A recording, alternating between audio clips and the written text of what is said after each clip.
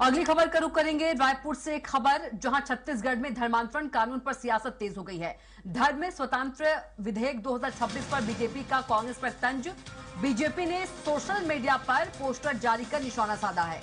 लिखा, धर्मांतरण गैंग में डर और खलबली। एक और पोस्टर बीजेपी की ओर से, कार्टून पोस्टर बीजेपी ने जारी किया है और कांग्रेस पर तंज कसा है। लिखा है, धर्मांतरण गैंग में डर और खलबली।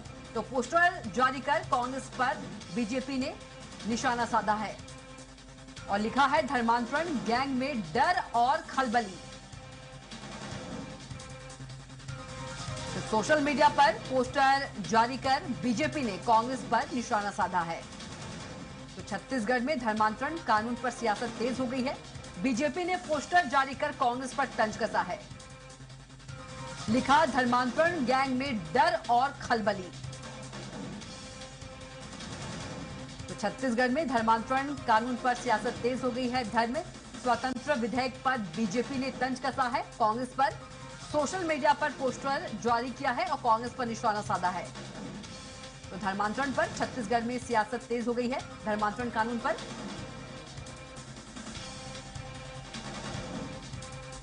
तो लिखा, धर्मांतरण गैंग में डर और खलबली। तो छत्तीसगढ़ में धर्मांतरण कानून पर सियासत तेज हो गई है। धर्म स्वतंत्र विधायक पर बीजेपी ने कार्टून पोस्टर के जरिए तंज कसा है।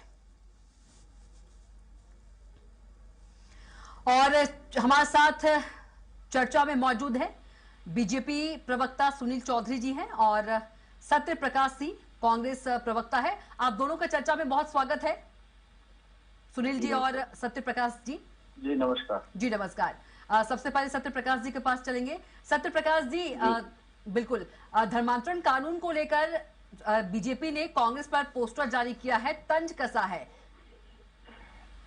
ये कविता जी, चुनाव के समय 60 दिन की बात की थी कि ब्लूप्रिंट तैयार है, कानून आ जाएगा 60 दिन के अंदर, और अभी भी सिर्फ बोल रहे हैं कि तैयार है। 60 दिन शायद हुआ नहीं है, अभी भी 60 दिन कम है अभी। पहली बात। दूसरी बात है कि इन्होंने अभी जो पोस्टर जाएगा उस पर साफ दिख रहा है कि अपने लोगों को बोल रहे हैं, क्योंकि केंद्र में आपको मालूम होगा एक बॉलीवुड का परिवार है जिनको इन्होंने मंत्री बनाया था, मंत्री परिवार, उनकी बीवी आज भी सांसद है, उनके बेटे सांसद रहे। तो इनके अंदर इस तरह की चीजें हैं कि खुद उन्हीं को अलग कर रहे हैं। और कौन धर्मांतरित करता है सबको मालूम है। इसके समय सबसे तट बने दिलीप सिंह जुदे का घर वापसी करते थे, रमन सिंह जी की तरफ तट बनवाते थे। और आज भी मुख्यमंत्री, वर्तमान मुख्यमंत्री जहां से आते हैं वहां क्या हालत है वो सबको मालूम। सबसे ज्यादा कहीं पे हो रहा है तो उन्हीं के गृह जिले में हो रहा है। तो ये नौटंकी किस लिए? आपका 2006 का जो कानून है वो लंबित है, वो अभी राजभवन से लौटाया गया। उसकी स्थिति क्या है? उसकी स्थिति भी इसको स्पष्ट करनी चाहिए कि कानून तो पहले भी बना हुआ था, जो राजभवन लंबित था, और उससे पहले जो एमपी में जो कानून था वो उस समय का लागू था। तो इनकी स्थिति स्पष्ट नहीं है। सुप्रीम कोर्ट ने तो पूरे देश में लागू करने की बात की, वो भी नहीं बना। धर्मांतरण कानून की बात करें, सबसे पहले अगर देश में लागू हुआ तो 1962 में मध्य प्रदेश में हुआ, उड़ीसा में जब हमारी सरकार थी 1960 में।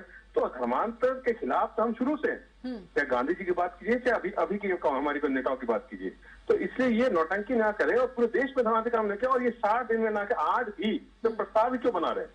सुनील जी, बिल्कुल जवाब ले लेते हैं। सत्य प्रकाश जी जवाब ले लेते हैं। सुनील जी, सत्य प्रकाश जी कह रहे हैं कि स्थिति पहले स्पष्ट कीजिए और नौटंकी बीजेपी कर रही है। जी राम राम, जय जवाहर, जय छत्तीसगढ़ जी। देखिए, कांग्रेस पार्टी का जो धर्मांतरण गैंग है ना, अभी उनको तो डर तो लगने लगा है।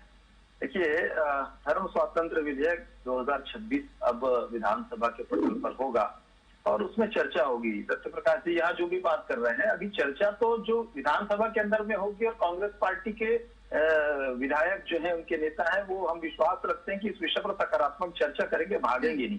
जैसा इनका इतिहास रहा है कि ये भाग जाते हैं। छत्तीसगढ़ में धर्मांतरण एक बड़ी समस्या रही है और डेमोग्राफी लगातार बदल रही है।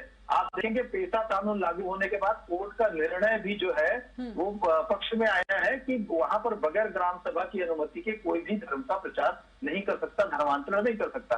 ऐसे विभिन्न बहुत सारे विषय हैं और छत्तीसगढ़ की संस्कृति को बचाने के लिए, आदिवासियों की संस्कृति को बचाने के लिए, छत्तीसगढ़ की डेमोग्राफी में जो बदलाव है उसको बचाने के लिए ये बहुत आवश्यक था। पुराने समय में जो कानून थे और आज के समय के जो आज की जो परिस्थिति है उसमें बहुत अंतर आ गया है, बहुत सारी चीजें बदल गई है। तो उन सारे नए चीजों को जोड़ते हुए और कानून को और अधिक कठोर बनाते हुए कि कोई आसानी से धर्मांतरण न कर सके, कि स्वेच्छा से करे विषय अलग है, पर कोई प्रलोभन में, किसी प्रकार के भय में ऐसा कुछ कर न सके। और अभी मीडिया, सोशल मीडिया की क्या भूमिका हो सकती है, ऐसे विभिन्न प्रकार के उसमें आप देखेंगे कि क्लॉज दिए गए हैं और उसको लेकर के वो अभी होगा। कांग्रेस की भूमिका स्पष्ट करना चाहिए कि क्या वो इस कानून का समर्थन करते हैं। यदि ये बड़ी बड़ी बात पूछ करके कह रहे हैं कि हमने उड़ीसा में बनाया, हमने यहाँ बनाया, हमने, तो क्या छत्तीसगढ़ के कानून का समर्थन करेंगे?